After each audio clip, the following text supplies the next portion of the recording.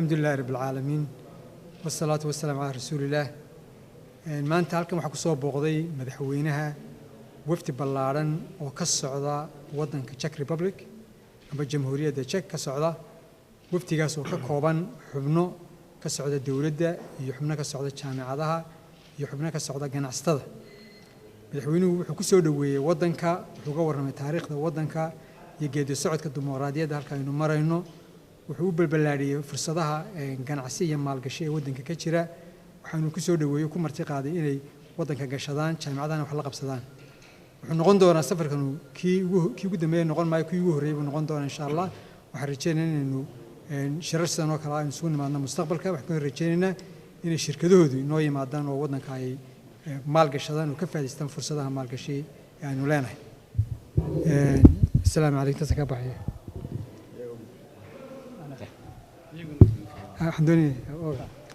السلام عليكم ورحمة الله وبركاته. We are extremely happy that we had this opportunity to pay first ever visit of business delegation and highly represented delegation from the Czech Republic. The Czech companies are extremely interested in development close and fruitful relations with their Somalilandese counterparts as well as with the governmental institutions. And we do strongly hope that this business, trade and economic cooperation will start and will thrive in coming years. And we are strongly interested to do our best. Thank you very much. بسم الله الرحمن الرحيم. الحمد لله رب العالمين والصلاة والسلام على رسول الله. وإلهي مهدي وفتدني إني سنة بدقلية إنه أقوي معدين سيدا وسيركو الشيء يجوا ككوبان قيبة كلا دوان أو مدة دورة أي وسارد وحبر الشدو حرير كاودي إلهي نسير تقلية إني ما أنتينوي معدان يدو إنه يلا شقين يجي من سومالان دره الله له عمر يوسف وديجين شرمالكا تكنيكالينا وشقين يجي أجاسمها جودة تعليم تصرع وفد داس أورنتي مهمة كلا دوان له يجوا يسوق شراء جناعسيكا iyo maxaan dhahay waxbarashada dalxiiska iyo qaybo kale oo fara badan aynu rajaynayno qayb walba oo ka mid ah inay la kulmi doonto wasiirkeedii oo u diyaarsan. waxaan rajaynaynaa insha Allah billahi kariim inaan xiriir wanaagsan yeelano. professorada waxaan u diyaarinay jaamacadaha Soomaaliland inay dhamaantoodba booqdaan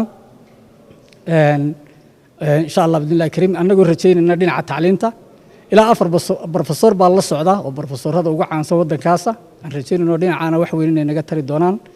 waxa kale oo aad u muhiim ah waddanka waxa la isku oran jiray berigii hore Czechoslovakia wuxuuna u kala baxay laba qaybood oo la yiraahdo Slovakia iyo Czech Republic taasoo saameyn weyn inagu leh siyaasad ahaan. aan rajaynayo halkaana inaynu wax weyn runtii ka faa'iidi doono. aad iyo aad baan runtii idin salaamayaa. wassalaamu calaykum waraxmatullahi. بسم الله الرحمن الرحيم. أنا عمر يوسف علي هذا runtii aad baan ugu faraxsanahay inaan maanta Somaliland ay u yimaadaan 3 group iyo group afraad oo ah dawladda Jarmalka oo fulinayso maanta u yimaadeen iyaguna technical vocational education training taas runtii dawladda Jarmalkaana fulinayso oo toos u fulinayso wixii NGO iyo sheegadaas way dhamaatay. groupkan haddaan soo noqdo Czech Republic oo 3 group ka kooban siyaasiyiin iyo academic iyo business people.